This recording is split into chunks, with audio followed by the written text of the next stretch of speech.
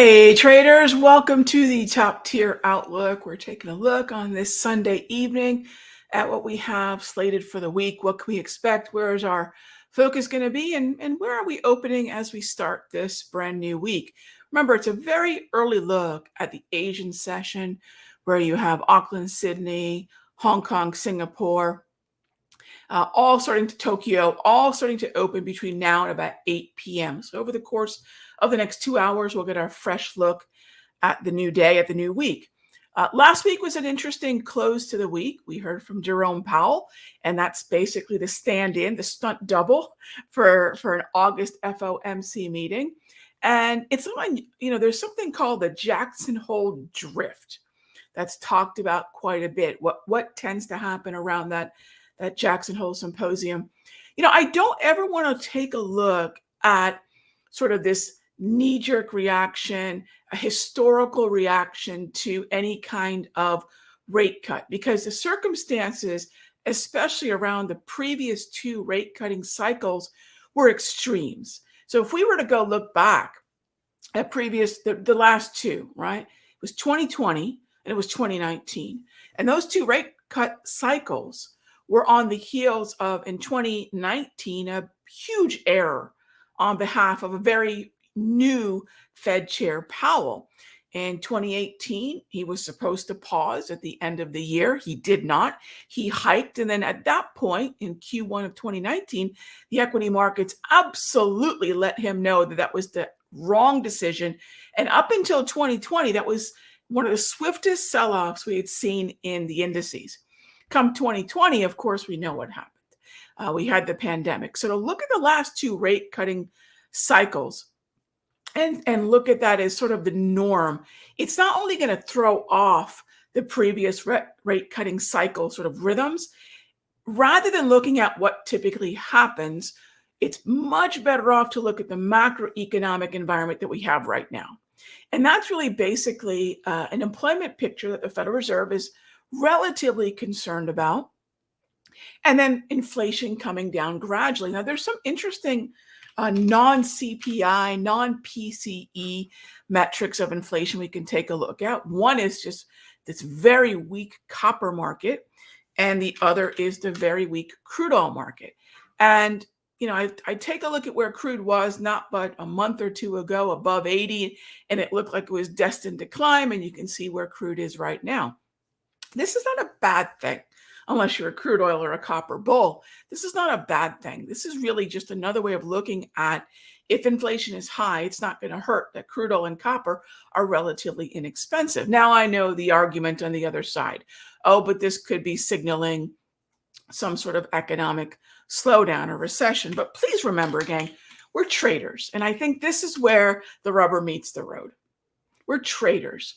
Are you and I, and of course there might be some exceptions to this, but are you and I trading with a 6-month, 1 year, 3-year time horizon? Or are most of us, you and I, in and out of the markets in 2 to 10 days? I would think it'd be the latter. So be careful getting concerned about narratives that are very long-term in nature, when in reality, I might put on a day trade tomorrow morning at 9:45 that I might be out of by 10:45. So we always have to put information, like what I started the show off with, in a very specific bucket. This is the sentiment. This is the conversation happening. But for the most part, we're traders. It really doesn't matter. So while it's good to know what psychology, what sentiment, what fear is out there, for the most part, that's not going to be why we get in or out of anything. So when I look at the S&P, remembering a really important adage, the economy is not the stock market, and the stock market is not the economy. One thing that was really interesting as I was listening to a handful of the calls in earnings, especially around the S&P 500 stocks, very seldom was the word recession mentioned in these calls. And I thought that was kind of telling. Another thing that we could see is CapEx spending, especially among some of the tech names, those Magnificent Seven, are on the rise. I don't see fear when I listen. I don't hear fear is what I should say when I listened in on those calls. And I certainly don't see fear when I look at what's happening with the equity markets right now. If we were basically to take, and sometimes I'll do this, if we were basically to take an eraser, right, and we were just to erase what happened because of that carry trade unwind, or as I like to call it, the big dumb money unwind. What happened there? We had a lot of currency hedges and carry trades put on by any number of it doesn't matter if it's an insurance company, a hedge fund, corporations, whatever, and they panicked. So let's kind of erase this for a moment. Just pretend like it never happened, right? They put on those hedges, and when the Japanese central bank, the Bank of Japan, hiked rates, something they haven't done in 17 years, it was a little bit of a wobble. Now, remember, they hiked rates back at the end of April, and then they hiked rates again at the end of July. But what really sent everything in a panic? When the rate of the US dollar versus the Japanese yen went to about I believe, a 5 standard deviation move. Typically, these hedges and these positions can handle about a 1, maybe 1.5 standard deviation move. And with that rate change, the carry chasm, the rate at which they borrow or sell the yen, and say, for example, buy the New Zealand dollar or the Australian dollar or the pound sterling or even the US dollar, taking advantage of that interest rate difference. 0.3 of a point shouldn't unwind interest rate differentials that were, in most cases, well over 3%. So that's what we call it, sort of a big dumb money. Now look at what we've done. If we kind of erase that, look at where we are. We're pretty much back to where we were, right? So all the market, then this particular market, the NASDAQ did, or this particular market here, the S&P did, is basically say, yeah, if that didn't happen, where would we be? And this is probably a good, look at where we could argue price would be, because this was the range before the sell-off, and that's pretty much the range now, basically evaporating anything that happened in this move.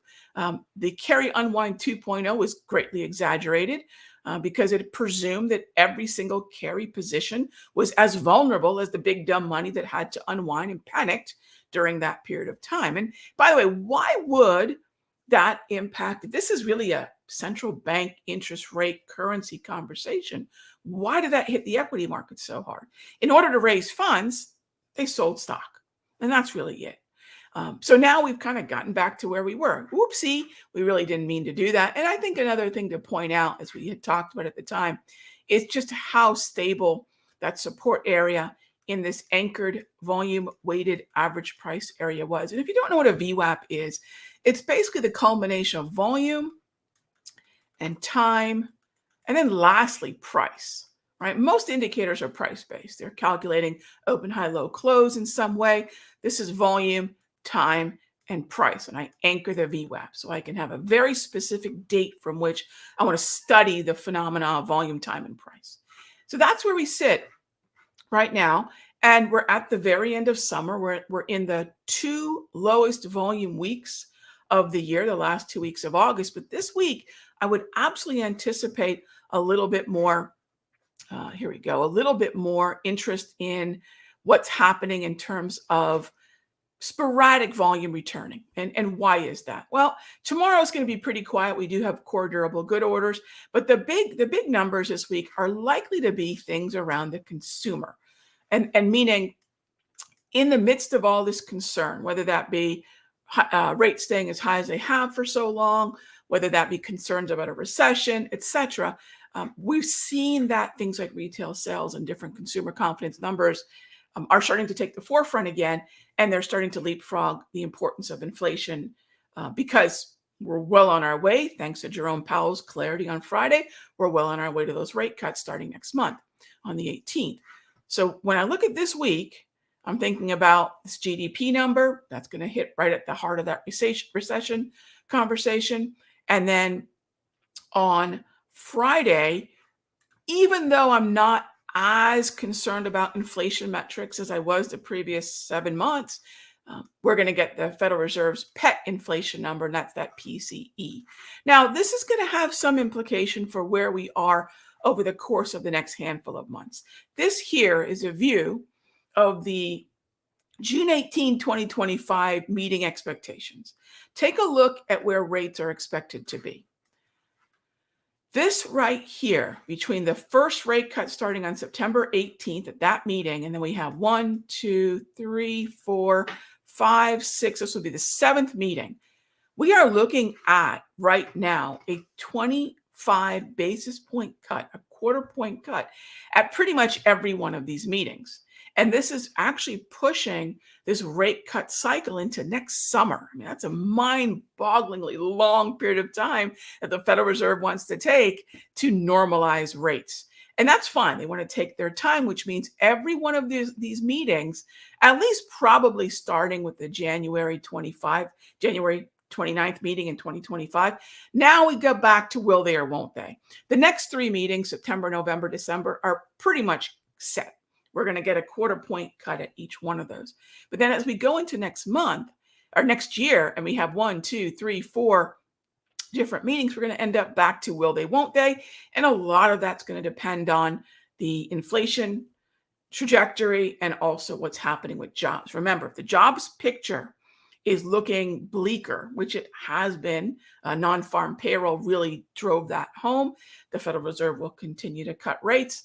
And as long as inflation doesn't heat up, it looks like the Fed wants to at least take rates, according to Fed Fund futures, down to about 3 to 3.25%. Probably not super likely, but somewhere between 3.25% to 3.5%, or 3.5% to 3.75%. And you can see where we are right now. That's this right here. So this is a little bit more, hey, what is the mood? What is the sentiment? Where's the optimism coming from? And then remember, gang, I'm not trading what's happening in June of next year in any way. But this is going to be the backdrop of every single trade that we're going to take. And it's probably going to determine whether or not the S&P can regain an uptrend, where, quite frankly, it's a whole lot easier to be a short-term trader. So again, all these things need to be put in their proper perspective. Macro is a very long-term, big picture look. That's kind of what I just covered there. But then we shorten things down to, hey, I've been doing 0 days to options SPX trading.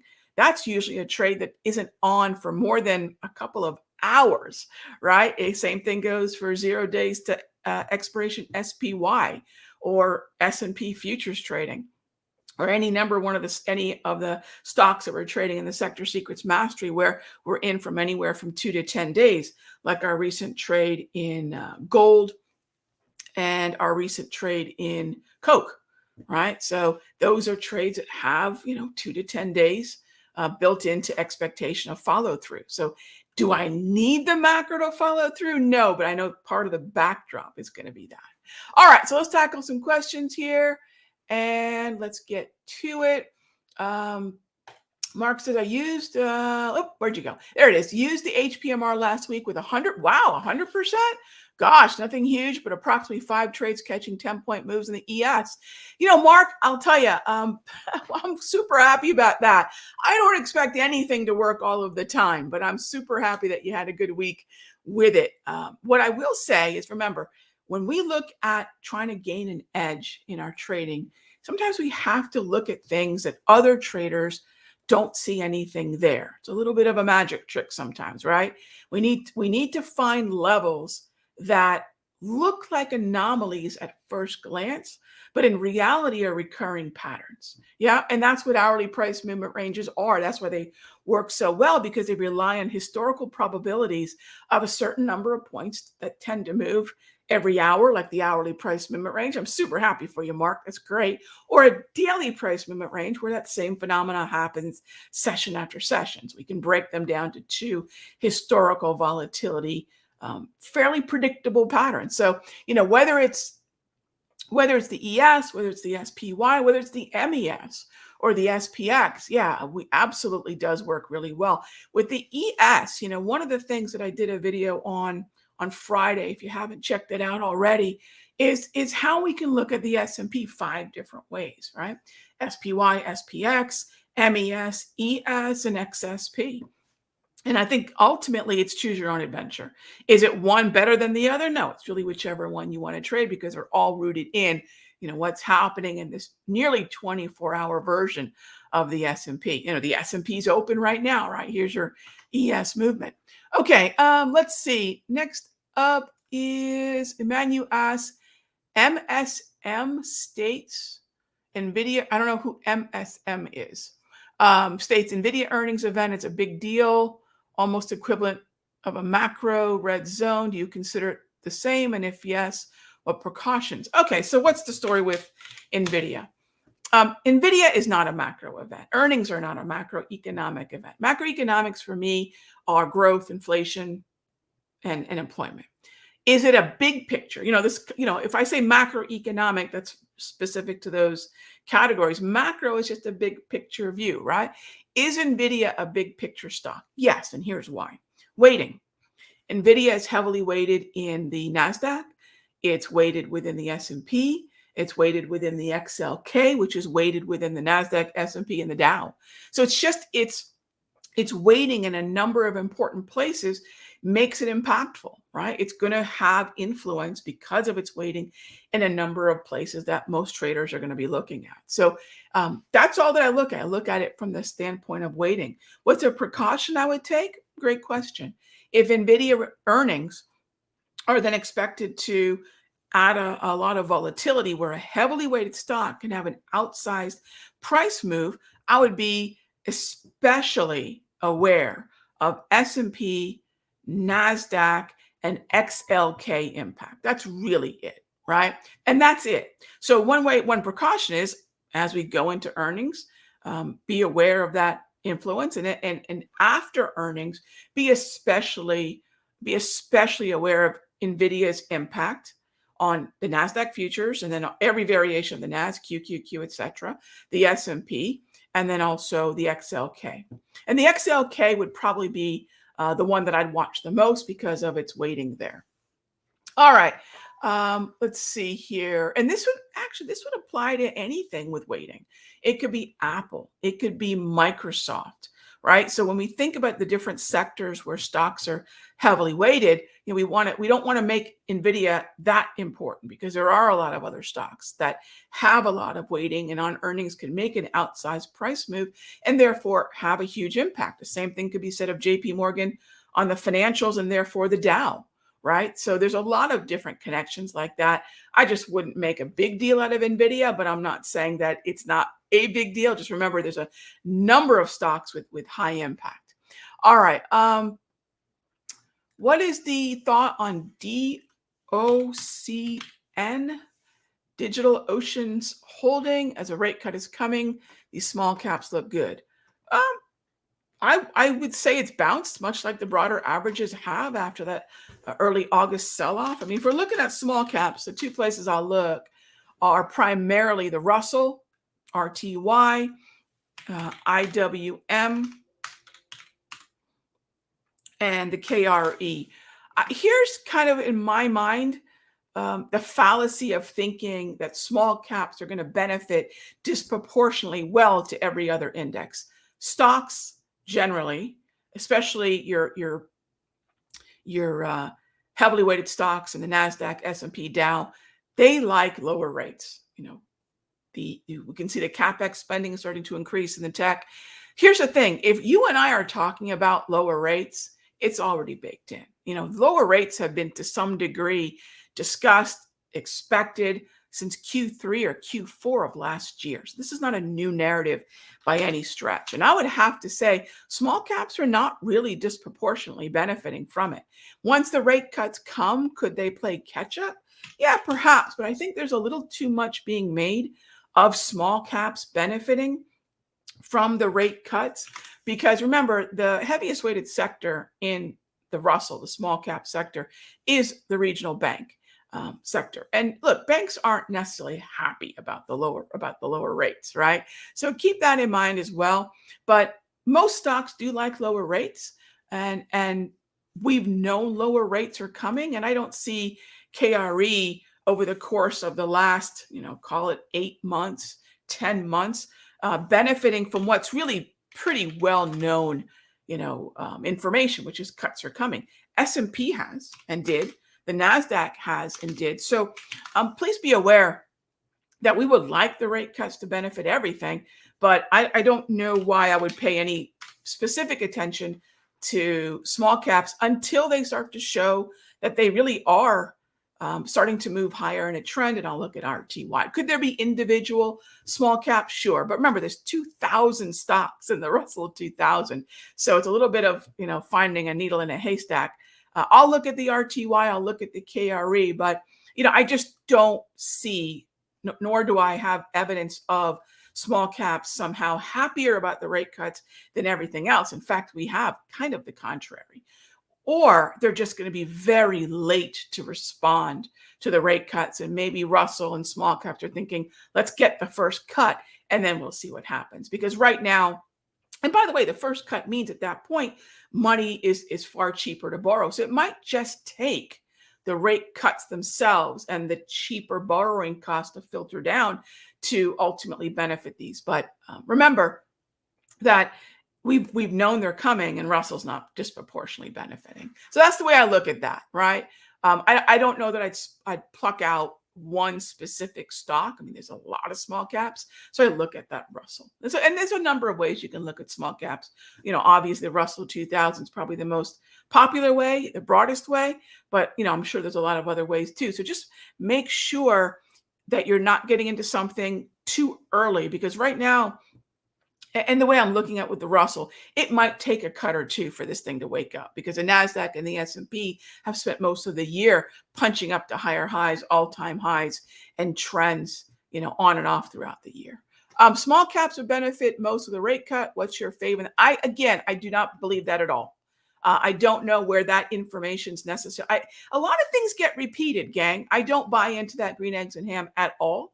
And again, I'll say the same thing I was mentioning before. If it's going to take the rate cuts and, again, that lower borrowing cost to finally wake these things up, then we probably won't start to see these move the way the S&P and the NAS already have until probably October, November. By November, we'll have 2 quarter-point cuts. So what that sort of critical level is, where rates reach a certain level and the small caps start to keep pace with healthcare, start to keep pace with tech and semiconductors. I don't know what that is. But again, please remember, gang, all these indices know rate cuts are coming, and the Russell really hasn't been the strongest. So remember, I don't know where that gets repeated, that small caps would benefit most. Don't single that out. Please don't, because if you're doing that, you're missing out on a lot of things that are moving right now, like staples, like XLRE, like utilities, like healthcare. So, be careful kind of compartmentalizing these things, like small caps benefit the most, right? Okay. And again, just keep an eye on them, because when they start to rally, we'll probably see a little bit better movement, if that is going to be the case, after the 18th of the month, next month. All right. Thoughts on the financial sector, Pat? I'm not there yet. Financials are starting to look better. Visa, MasterCard are starting to shape up. Again, trade what I see, not what I think. We could lock into all these isms that this will do this when that happens, and that will do that when this happens. But the bottom line is, the thing has to happen. So I don't want to front run the expectation. I don't need to get into these before the setups are there. That said, what are the best looks in financials aside from the XLF? Berkshire, JP Morgan, Visa, MasterCard, Goldman looks pretty good, American Express, and Chubb. I'd leave Bank of America, questionable on Wells, questionable on Morgan. I'd leave Citi alone. But we're starting to see that rising tide is going to lift all boats. And by the way, that's going to land mostly in the Dow, where the financials are the number one weighted sector, and the S&P. So remember, gang, I don't want to in any way say these things can't or won't happen. What I'm trying to say is they're not happening really quite yet. So what I'll say is, if there's a setup that you want to take advantage of, wait for the actual setup. Something like the Russell leads, or the Russell likes rate cuts the best, may or may not be true. Right? Data is going to pan out whether that is. But at the end of the day, you and I are putting on a trade because we believe a certain target could be reached with a certain known risk. That's a trade, and that's it. So if I can find that level on the chart where I can buy, I have a known risk, and I have a higher probability of following through to a target, that's all that we need. Could it be based on a narrative? It sure could be. But I wouldn't hang my hat on the narrative, right? The story is not the trade. The story is not the setup. And anyways, I've run over. Thanks as always, gang. I'm always going to try to put things within the framework of data and repeating probabilities. And then if we have a narrative, let's just make sure we have a setup that matches up with that narrative. All right, gang. Good stuff. Be good to each other. I'll see you tomorrow for Charts and Coffee.